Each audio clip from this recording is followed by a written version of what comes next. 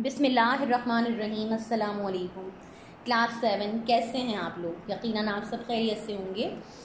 बच्चों, last video में हमने सबक ईसार जो था वो आधा पढ़ लिया था, तो अब हम इस वीडियो में सबक ईसार को मुकम्मल करेंगे। तो तमाम बच्चे अपनी किताबें खोल लें।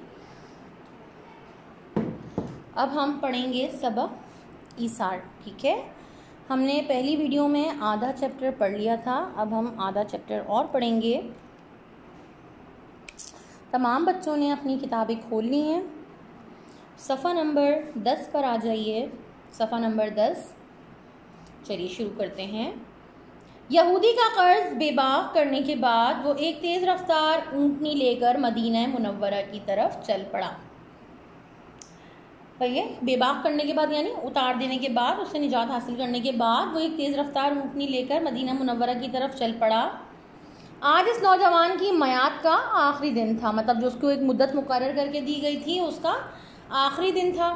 सबको यकीन था कि सहाबी रसूल सल्लल्लाहु अलैहि वसल्लम आज इस अरबी नौजवान के बदले कत्ल कर दिए जाएंगे। तमाम बच्चे सफ़ा नंबर 11 पे आ जाइए। सबको यकीन था कि आज सहाबी रसूल जो थे वो इस अरबी नौजवान के बदले कत्ल कर दिए जाएंगे, क्योंकि लोगों को लग रहा था कि वो वापस नहीं आएगा। हज़रत उमर फारूक रज़ी अल्लाह ताला अन्हा भी परेशान थे। जूं जूं वक्त गुजरता जा रहा था, सबकी परेशानी बढ़ती जा रही थी। अवाम की निगाहें आने वाले रास्ते पर जमी हुई थी, मगर उधर से किसी के आने का इम्कान तक नज़र ना आता था।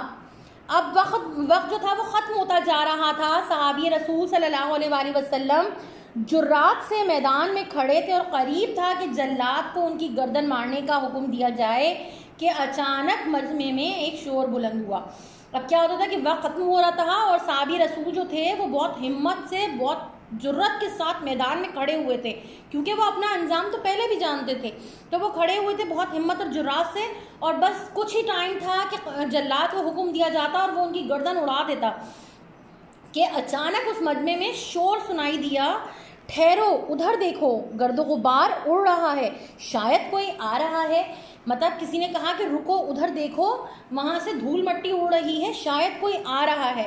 थोड़ी देर बाद ऊँटनी पर सवार नौजवान आता नजर आया। लोग पुकार उठे, देखो वो नौजवान आ रहा है। ज्यादा देर ना गुजरी थी कि वो नौजवान इस मजमे में था। उसने ऊँटनी से उतरते ही माजरत की कि मेरी जीन का तंग टूट गया था, मतलब जो बंद होता है उस ऊँट का, वो टूट गया था।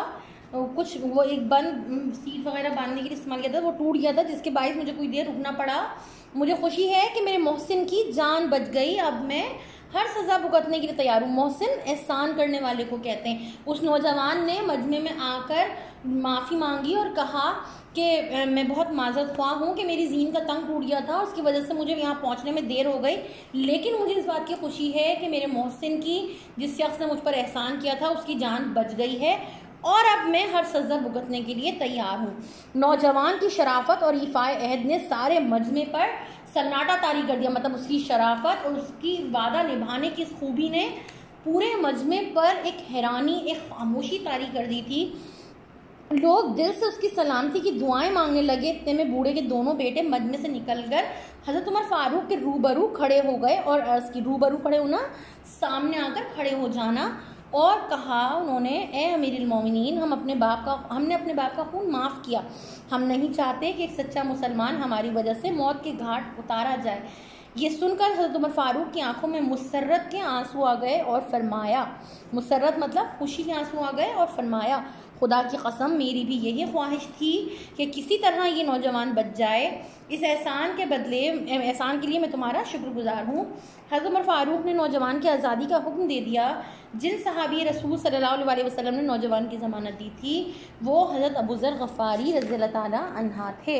यानी उस नौजवान की शराफत और उसकी वादा निभाने की खूबी ने लोगों को इतना मुतासिर किया कि बूढ़े के बेटे जो थे हज़रत उमर फारूक के पास आए। उन्होंने कहा कि या अमीरुल मोमिनीन, हम अपने बाप का खून माफ़ करते हैं, हम नहीं चाहते कि हमारी वजह से एक सच्चा मुसलमान मौत के घाट उतर जाए। ये सुनकर हज़रत उमर फ़ारूक की आंखों में भी खुशी के आंसू आ गए, क्योंकि वो भी दिल से ये चाहते थे कि ये नौजवान बच जाए। लेकिन इंसाफ का तकाजा ये था कि उसने बूढ़े का कत्ल किया था तो उसको भी मौत की सज़ा दी जानी थी। लेकिन बूढ़े के उस बेटों ने जो सज़ा माफ़ की, तो उसकी वजह से हज़रत उमर फ़ारूक को भी बहुत खुशी हुई इस बात की, और इस तरह उस नौजवान का खून माफ़ हो गया और हज़रत उमर फ़ारूक ने उसको रिहा करने का हुक्म दे दिया। तो बच्चों, अब हमने ये चैप्टर कंप्लीट कर लिया है। अब मैं आपको काम के बारे में बता दूं। तमाम बच्चों ने हम का काम मुकम्मल कर लिया होगा यकीनन। अब सब बच्चे आ जाएंगे अगले सबक पे। अगला सबक है ईसार। ईसार का बहुत साफ़ सुथरा सा टाइटल पेज बनाएंगे। टाइटल पेज बनाने के बाद आप अगले पेज पर चले जाइए। इस सबक में हम पढ़ेंगे, ये आप देख रहे हैं, इस सबक में हम पढ़ेंगे। अब जितना काम आप करते जाएंगे वो सब आप इस पेज पे मेंशन करते जाएंगे। यहाँ आप एक खाली पेज देख रहे हैं, यहाँ मैंने लिखाई की हेडिंग डाली हुई है। तमाम बच्चे अपनी बुक से देखकर एक पेज लिखाई करेंगे और उसके बाद अल्फाज मायने करेंगे। अल्फाज मायने करने के बाद सवाल जवाब करेंगे। सवाल जवाब ख़त्म हो जाएं तो फिर अगले पेज पर आ जाइएगा और फिर आप यहाँ पर इस तरह से ये दुरुस्त जवाबात, दुरुस्त अल्फाज से ये खाली जगह पुर कर लेंगे, या जो सही जो हो उस पर निशान लगाइएगा। उसके बाद दर्ज झैल बयानात में दुरुस्त जवाब पर सही का निशान लगाएंगे। फिर उसके बाद ईसार सबक का ख़ुलासा करेंगे और ख़ुलासा मुकम्मल करने के बाद अल्फाज जुमले करेंगे। तो यहाँ पर आपका ये सबक मुकम्मल हो जाएगा। मुझे उम्मीद है कि तमाम बच्चों को काम समझ में आ गया होगा। ये हैंड आउट आपको स्कूल से मिल जाएंगे, आप स्कूल आकर ये हैंड आउट ले लीजिए। अगर आपको इस सबक या काम के हवाले से कुछ समझ में नहीं आया हो या आप कुछ पूछना चाहते हैं तो आप मुझसे पूछ सकते हैं दोबारा। तो बच्चों, आज के लिए इतना ही। अब मैं आपसे अगली वीडियो में अगले सबक के साथ मिलूँगी। जब तक के लिए अल्लाह हाफ़िज़।